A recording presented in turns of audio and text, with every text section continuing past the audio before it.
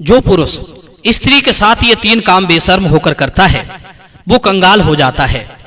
वे 3 काम कौन से हैं जो अपनी स्त्री के साथ भूल कर भी नहीं करना चाहिए, वरना कंगाल होते देर नहीं लगेगी। दोस्तों, ये कहानी है एक धोखेबाज मित्र और मूर्ख पति की। कहानी बहुत ही शिक्षाप्रद है। विवाहित पुरुषों को अपने जीवन में इस कहानी को उतारना चाहिए। किसी शहर के एक राजा का एक पुत्र था जिसका नाम था विद्युत सेन। विद्युत सेन रूप और यौवन से बड़ा ही संपन्न था। एक तो राजा का बेटा था, ऊपर से रूप भी उसे भगवान ने खूब दिया था। एक दिन वो अपने शहर में घूमने के लिए निकला तो उसने देखा कि एक साहूकार के बंगले की छत पर एक बहुत सुंदर स्त्री खड़ी थी जो स्नान करने के बाद अपने केसों को सुखा रही थी। चंद्रमा की भांति दमकता हुआ उसका चेहरा और नागिन से लहराते बाल उसकी शोभा को बहुत बढ़ा रहे थे। साहूकार की वो स्त्री पूरे शहर में सबसे अधिक सुंदर थी। उसकी तरह राजकुमार ने आज तक कोई स्त्री नहीं देखी थी। साहूकार पत्नी पर राजकुमार अपना सब कुछ लुटा बैठा था। उसने संकल्प लिया कि सुंदर नवयुवती से वो एक बार जरूर मिलन करेगा। अब तो सब कुछ हारा हुआ सा वो अपने घर को लौट आया और रात दिन उसी के ख्यालों में खोया रहता था। भूख प्यास सब गायब हो चुकी थी। चलते फिरते उठते बैठते बस उसी की तस्वीर उसकी आंखों में तैरती रहती थी।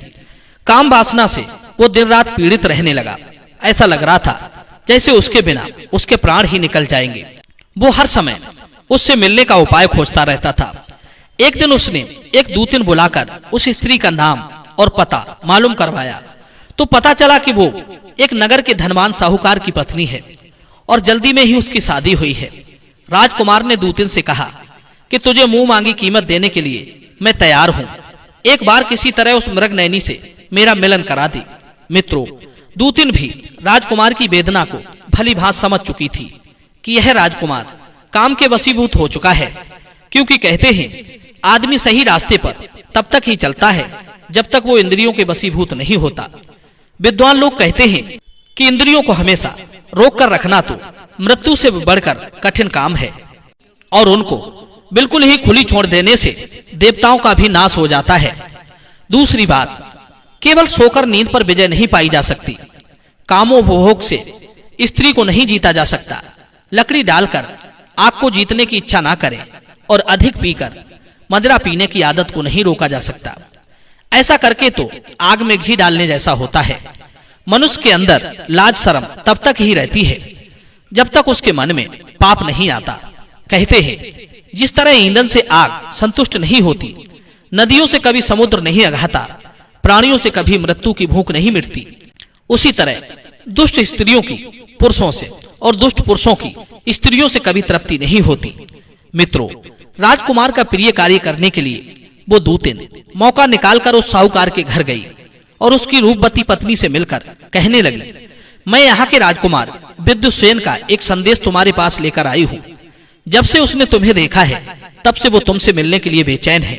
न खाता है न पीता है। हर क्षण उसकी जुबान पर तुम्हारा ही नाम रखा रहता है। तुम्हारे प्रेम में वो इस कदर पागल है, यदि तुम उसे ना मिली तो वो अपने प्राण छोड़ देगा और उसकी मृत्यु का पाप तुम पर लग जाएगा। दूती के मुख से राजकुमार का पागलपन सुनकर साहूकार पत्नी कहने लगी, हे बहन, इसमें मैं क्या कर सकती हूँ? राजकुमार ने मुझसे प्रेम किया है, मैंने तो उससे प्रेम नहीं किया। उन्हें ये पता होना चाहिए कि मैं किसी और की व्याहता पत्नी हूँ। किसी और की वस्तु पर मर मिटना ये प्रेम नहीं, मूर्खता है, इंद्रियों का विकार है। और रही बात राजकुमार के प्राण बचाने की, तो मैं उससे मिलने की भूल कभी नहीं कर सकती, क्योंकि मैं एक पतिव्रता स्त्री हूँ और दूसरे पुरुष का ख्याल मेरे मन में भी कभी नहीं आता।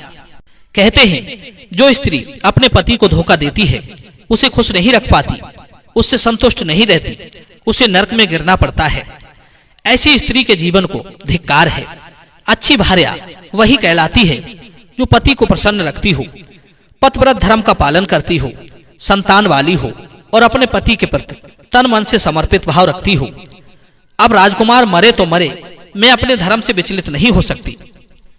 मित्रों, साहूकार पत्नी का स्पष्ट जवाब सुनकर दूतिन ने उसे फिर से बहलाने का प्रयास किया और उससे कहा कि तुम ठीक कहती हो, परंतु राजा लोगों के विपरीत जाकर भी मनुष्य सुखी नहीं रह सकता। राजा लोग बड़े ही हठी होते हैं। जो चीज उन्हें पसंद आ जाए, जो चीज उन्हें मांगने से नहीं मिलती, उसे वे बल से जीतने का प्रयास करते हैं। यदि उसने तुम्हारे साथ जबरदस्ती की तो भी तो ठीक नहीं है। दोस्तों, दूतन के समझाने पर साहूकार की स्त्री कहने लगी, बहन तुम ठीक कहती हो। राजा लोगों की न दोस्ती अच्छी है न दुश्मनी, ये हमेशा अपने मूड मत के होते हैं। अब तुम एक काम करो, मैं स्वयं तो राजकुमार को नहीं अपनाऊंगी। यदि मेरा पति स्वयं मुझे ले जाकर राजकुमार को सौंप दे तो इससे मुझे पाप नहीं लगेगा और राजकुमार की इच्छा पूरी हो जाएगी।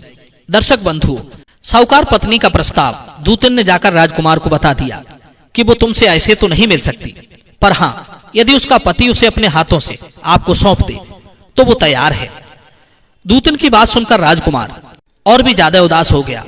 सोचने लगा, ऐसा भला और मूर्ख आदमी कौन होगा जो अपनी स्त्री को अपने हाथों से किसी और को दे देगा। दूतन कहने लगी, राजकुमार, ढूंढने से कोई न कोई उपाय निकल ही आता है, थोड़ा अपना दिमाग लगाओ। विद्वान लोग कहते हैं, उपाय से जो काम बन जाता है वो ताकत से नहीं बनता। मित्रों, उसी दिन से राजकुमार बस ये सोचने में लग गया कि कब और किस तरह उसके पति को राजी करूं। तब उसके दिमाग में एक युक्ति आई। उसने सोचा कि क्यों ना उसके पति से मित्रता कर ली जाए। कहते हैं, विश्वास में लेकर किसी को भी हराया जा सकता है। यही सोचकर राजकुमार ने साहूकार से दोस्ती कर ली। और ये तो आप जानते ही हैं कि दोस्ती दो स्थिति में होती है, या तो दोनों की समान स्थिति हो या फिर किसी तरह का स्वार्थ। राजकुमार ने उस साहूकार से मित्रता भी कर ली और उसे अपना सहायक भी बना लिया। राजकुमार का मुख्य सहायक बनकर साहूकार को भी बड़ी प्रसन्नता हुई। अब तो राजकुमार ने उसे अपने विश्वास में ले लिया और हर एक अपना प्रिय कार्य साहूकार से ही कराता था। एक दिन राजकुमार ने साहूकार से कहा, मित्र, आज से मैं चंद्र व्रत आरंभ कर रहा हूं। ये व्रत 1 महीना तक चलेगा। मुझे इस व्रत के लिए हर रोज एक कुलीन स्त्री की आवश्यकता होगी। इस व्रत में स्त्री की पूजा की जाती है। मैं 1 माह तक हर रोज एक स्त्री का पूजन करूंगा, तभी मेरा व्रत सफल होगा। तुम्हें मेरे व्रत को पूर्ण कराने के लिए हर रोज एक उत्तम कुल की स्त्री को मेरे पास लाना होगा।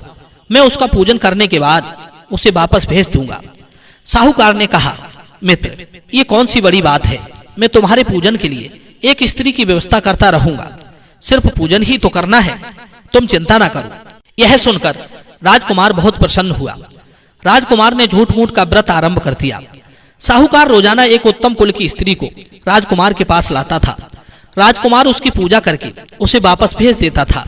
यह देखकर साहूकार को भी लगने लगा कि राजकुमार वास्तव में स्त्रियों का पूजन करता है और उन्हें वापस भेज देता है। राजकुमार ये सब गलत मनसा से नहीं कर रहा है। कई दिन हो गए, राजकुमार ने कोई शिकायत का मौका नहीं दिया, जिससे साहूकार को उस पर संदेह होता। एक दिन वो अपनी स्त्री को भी ले आया और राजकुमार के कक्ष में उसे भेज दिया। उसने सोचा, राजकुमार पूजन करके उसे लौटा देगा। उधर राजकुमार के मन की पूरी हो चुकी थी। वो इसी दिन के लिए इतने दिनों से नाटक कर रहा था। साहूकार पत्नी को अपने पास आया देखकर राजकुमार ने अपने कक्ष का दरवाजा बंद कर लिया। यह देखकर साहूकार को कुछ संदेह सा हुआ।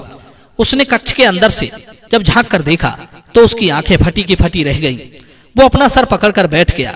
सोचने लगा, इस दुष्ट ने मेरे साथ विश्वासघात किया है, पर मैं सबसे बड़ा मूर्ख हूँ जो मैंने अपनी स्त्री अपने ही हाथों से राजकुमार को सौंप दी। सबसे बड़ा दोषी तो मैं हूँ, इसमें किसी का कोई दोष नहीं। पहली बात तो मैंने राजकुमार पर विश्वास करके सबसे बड़ा दोष का काम किया है। फिर अपनी पत्नी को दूसरे पुरुष के हाथ सौंपकर दूसरी सबसे बड़ी गलती की है। कहते हैं, मनुष्य को भूलकर भी अपनी स्त्री को कभी दूसरे पुरुष के पास या अकेले में नहीं छोड़ना चाहिए, क्योंकि दुष्ट मनसा वाले लोग उसे अपना अवसर बना लेते हैं। दूसरी बात, स्त्री को कभी जुए में नहीं लगाना चाहिए। स्त्री को जुए में लगाकर धर्मराज ने भी कुछ लाभ नहीं उठाया। तीसरी बात, स्त्री का कभी सौदा नहीं करना चाहिए, न कभी उसकी कीमत आंकनी चाहिए। स्त्री मनुष्य का जीवन है, शक्ति है, साहस है, कोई विषय वस्तु या मनोरंजन की वस्तु नहीं है। स्त्री की रक्षा देश की, समाज की, परंपरा की और धर्म की रक्षा है। दोस्तों, मैं उम्मीद करता हूँ ये कहानी आपको जरूर पसंद आई होगी। तो चलिए मिलते हैं अगली वीडियो में एक और चर्चा के साथ। आप सभी का बहुत बहुत धन्यवाद। जय श्री कृष्णा।